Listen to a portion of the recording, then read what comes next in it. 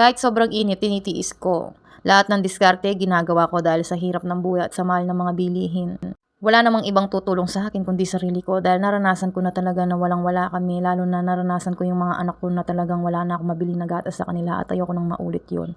Kaya kahit mainit, kahit pagod na yung katuwang lupa ko, nagtsatsaga akong maglako. Kapag hindi nauubos yung tinda ko, lahat ginagawa ko dahil ayokong umuwi na meron pa akong iuuwing kalamay.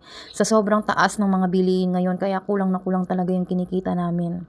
Sobrang madiskarte lang talaga ako at kapag nangailangan ka, wala namang ibang tutulong sa'yo kundi sarili mo lang at naranasan ko na talagang nangailangan kami, wala namang ibang tumulong. At ginagawa ko to kasi ayoko nang bumalik ako sa dati na talagang nahihirapan kami at hindi ko maibigay yung pangangailangan ng mga anak ko. Mahirap yung buhay pero wag na natin pahirapan panlalo.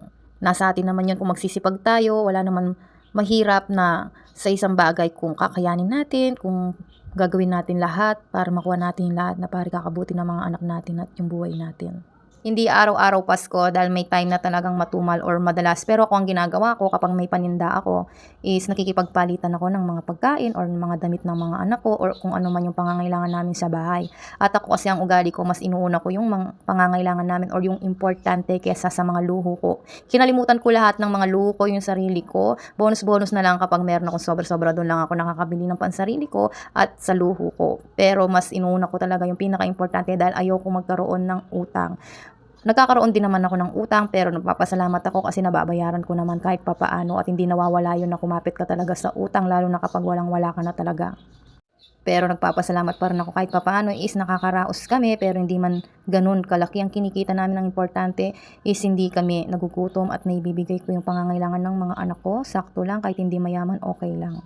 Sipag at tiyaga lang talaga. Maaga ako nagigising, 2 AM, gising na ako kasi magbabiyahe pa kami ng malayo. Hindi biro yung pagbabiyahe namin dahil delikado nakasalalay din yung buhay namin dahil yung mga kasunod namin or yung mga nakakasabay namin is malalaking truck, ganyan. Alam niyo naman is nakakatakot sa daan dahil minsan may mga aksidente na nangyayari pero araw-araw din ako nagdadasal na makarating kami ng maayos sa pupuntahan namin at makauwi kami ng maayos. Kaya kapag nakauwi kami ng maayos, malaking pasasalamat ko na yun. Madalas is wala din magbabantay sa mga anak ko at sinasama ko din sila sa mga tianggi kasi no choice ako dahil kailangan ko din magtinda, sacrifice lang talaga. Wala naman din ibang tutulong sa akin kundi sarili ko. Lahat ng mga luho ko, kinalimutan ko para lang makaraos kami. Lahat ng mga gusto kong bilhin para sa sarili ko or mga luho ng mga anak ko is wala.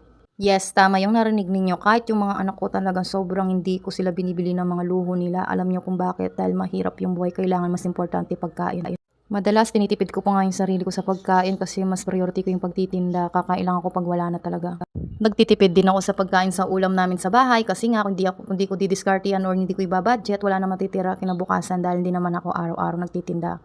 Dahil may time na wala naman kaming lugar, wala kaming pwesto, tiyangki, naglalako lang pero mahina. Pero ang pinaka-importante dyan is wala kang piniperwisyong tao at hindi ka umaasa. Dahil pangit ang umaasa ka, mas maganda yung sariling sikap, tiyaga at yung may pangarap ka. Sabi nga nila, hindi naman habang buhay is nasa ibaba ka. At darating din yung araw na maginhawa din yung buhay mo, magiging okay din yung buhay mo.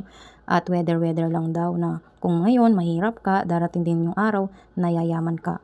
Pero alam nyo ba, kung wala ka din gagawin, hindi ka rin kikilos, hindi ka rin suswertein sa buhay mo. Kahit magdamag ka pa sa bahay nyo, kung wala ka ding ginagawa, wala ding mangyayari sa buhay mo.